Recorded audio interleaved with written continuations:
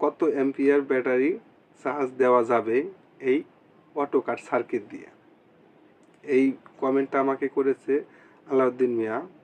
এই ভাইটা যে কমেন্ট করেছে উনি আমাকে বোঝাতে চাইছে যে এই অটোকাট সার্কিট দিয়ে আপনারা কত অ্যাম্পিয়ার পর্যন্ত চার্জ করতে পারবেন। দেখেন এখানে কত অ্যাম্পিয়ার পর্যন্ত আপনি চার্জ দিবেন এটা ডিপেন্ড করে আপনার ট্রান্সফর্মার উপরে। আপনার এই চার্জারে কত অ্যাম্পিয়ার পর্যন্ত ট্রান্সফর্মার অ্যাড করেছেন বা লাগিয়েছেন সেটার উপরে ডিপেন্ড করে। আমার এখানে আমি 3 অ্যাম্পিয়ারের ট্রান্সফর্মার অ্যাড করেছি। এটা দিয়ে তো আমি 200 অ্যাম্পিয়ার বা 40 অ্যাম্পিয়ার 20 অ্যাম্পিয়ার আমি ব্যাটারি চার্জ করতে পারবো না, কারণ সেখানে আমার চার্জ হবে না, কম কম একবারে ধীরে ধীরে চার্জ হবে। তাহলে আমি কি করব? তো এখানে আপনাকে বড় একটা ট্রান্সফর্মার অ্যাড করতে হবে। আপনি যদি 10 অ্যাম্পিয়ারের একটা ট্রান্সফর্মার এখানে এই অটোকাট সার্কিটের সাথে অ্যাড করতে পারেন বা কানেকশন করতে পারেন, তাহলে আপনি 200 অ্যাম্পিয়ার পর্যন্ত চার্জ করতে পারবেন।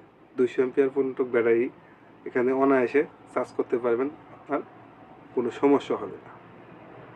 এই সার্কিটটা আপনি 200 অ্যাম্পিয়ারের উপরেও যাইতে পারবেন। আমি যেহেতু 200 অ্যাম্পিয়ারের উপরে চার্জ করে দেখি নাই, তো আপনি 200 অ্যাম্পিয়ার পর্যন্ত চার্জ দিতে পারবেন, শুধু ট্রান্সফর্মার চেঞ্জ করতে হবে। আপনার বড় অ্যাম্পিয়ারের ট্রান্সফর্মার চার্জ এখানে অ্যাড করতে হবে।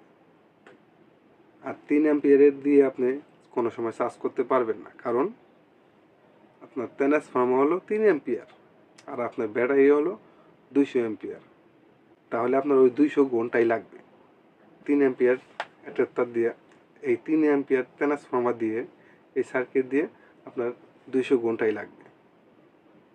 যদি আপনি 10 অ্যাম্পিয়ার ট্রান্সফর্মার লাগান এই সার্কিট দিয়ে, খুব তাড়াতাড়ি আপনি ওই ব্যাটারিটা চার্জ করতে পারবেন।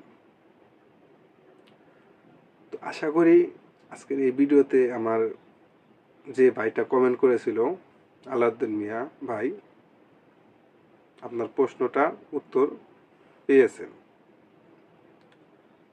তো এই সার্কিটটা অনেক ভালো, আমিও ব্যবহার করতেছি এখন।